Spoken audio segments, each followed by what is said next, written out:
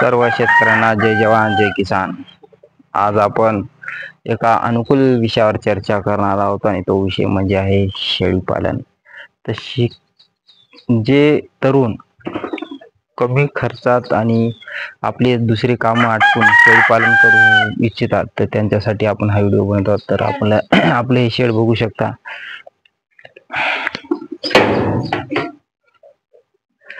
आणि ही आपले शेळी।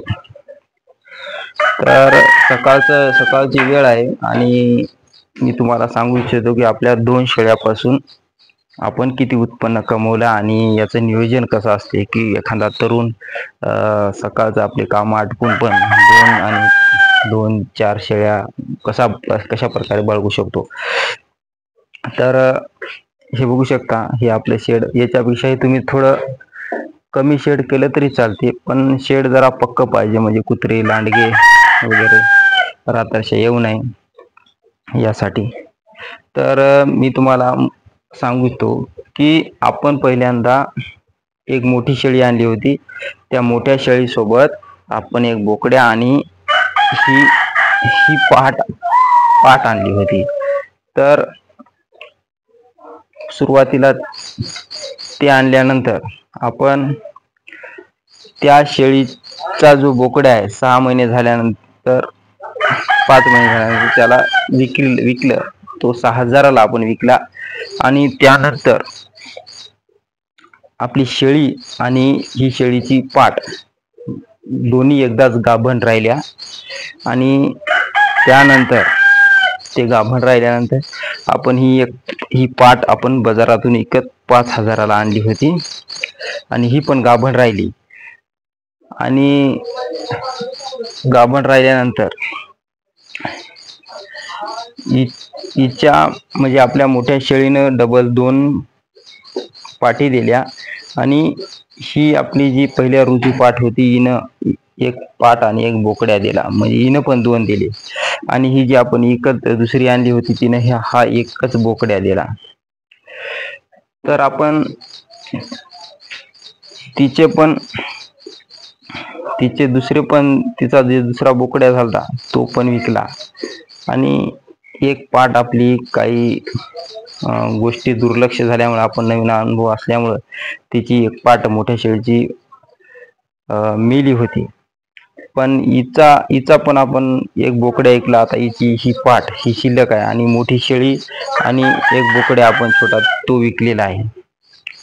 आणि हिनं जो हा बोकड्या दिला हा आपण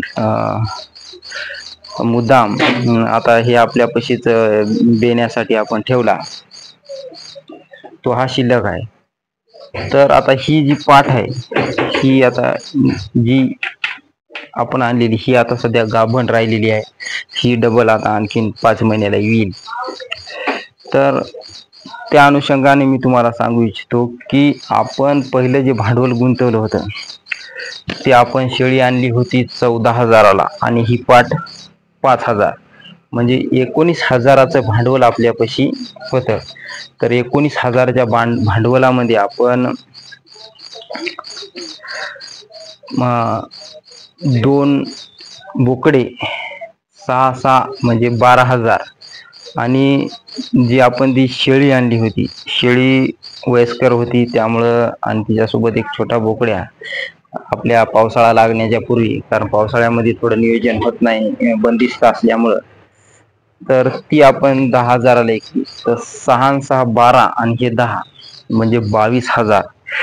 तर आपण 19000चं भांडवल गुंतून 22000 एका वर्षाच्या आत आपण या धंद्यातून काढले आणि हे आज आपलं हे भांडवल आता हे शिल्लक आहे।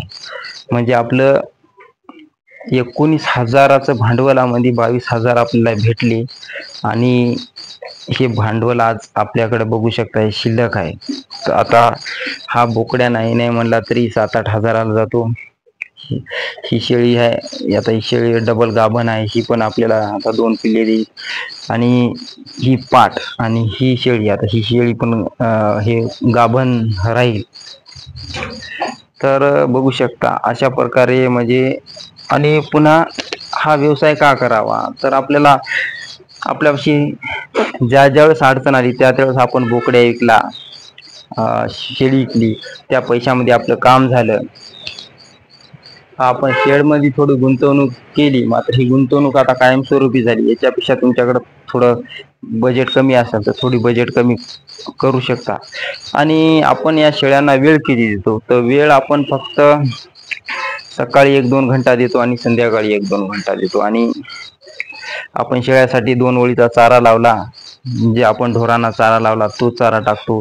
हे सकाळचं बघू शकता, सकाळी एक डालगं कुटार आणून ठेवतो आणि हे अशा प्रकारे 2 कॅरेटमध्ये, एका डालग्यात 1 कॅरेटमध्ये आपण हे कुटार खाता येतं. आणि ही जी दोरी आहे, या दोरीला पुन्हा आपण चारा बांधून 9-10 वाजता आपली जे कामं करायचे आहे ते करण्यासाठी जातो. आणि या बकेटीमध्ये पाणी ठेवतो आपण. अशा प्रकारे नियोजन आपलं चालू आहे. आणि खेळतं आपली दुसरीही कामं होतात, त्यामुळे त्या या कामात काही अडथळा येत नाही. आणि या शेळीला आपण दोरी बांधलेली नाही, ह्या मोकळ्या राहतात. त्याच्यामुळं हे ताज्या तवान्या राहतात.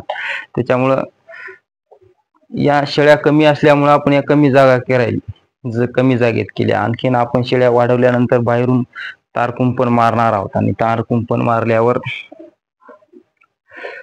आणखीन 5 ते 7 शेळ्या इथं आरामशीर राहू शकतात, 40x40च्या जागेमध्ये मोकळ्या. आणि यांना पण कारण शेळी ही जात मोकळी राहणारी आहे, तर नक्कीच आपण शेतीपूरक व्यवसाय म्हणून शेळी पालनाला नक्कीच शेळी पालनाकडे बघू शकता. आणि याच्यामध्ये कुठं तुम्हाला माळाला चारायला न्यायची गरज नाही, कारण 2-3 शेळ्या. आणि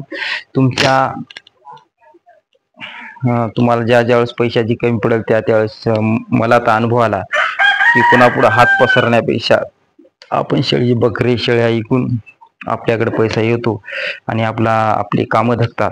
त्यासाठी नक्कीच आपल्याकडे थोडासा वेळ, कारण पैसा कमवण्यासाठी वेळ थोडासा दिला सकाळचा संध्याकाळचा, तर नक्की आरामशीर एखादं छोटं साधं झोपडं पक्क करून त्यामध्ये हे भांडवल तुम्ही करू शकता. तुमच्याकडे मोठी व्यवस्था असेल तर मोठं करू शकता, किंवा छोट्यापासून सुरुवात करा. आम्हाला पण अनुभव नव्हता, आम्हाला एक अनुभव याला. तर नक्कीच मी शिवकल्याण बौद्धिशी आपल्या चॅनलच्या माध्यमातून तरुण शेतकऱ्यांना आवाहन करतो की करायचा प्रयत्न करा. एक शेळी घ्या, त्याच्यातून अनुभव घ्या, आणि एक गोष्ट करत राहिली की तुम्हाला अनुभव येईल आणि पैसा पण हातात येईल. तरी आपल्या चॅनलवर नवीन असाल तर आपल्या चॅनलला सबस्क्राईब आणि व्हिडिओला लाईक करा. जय जवान, जय किसान.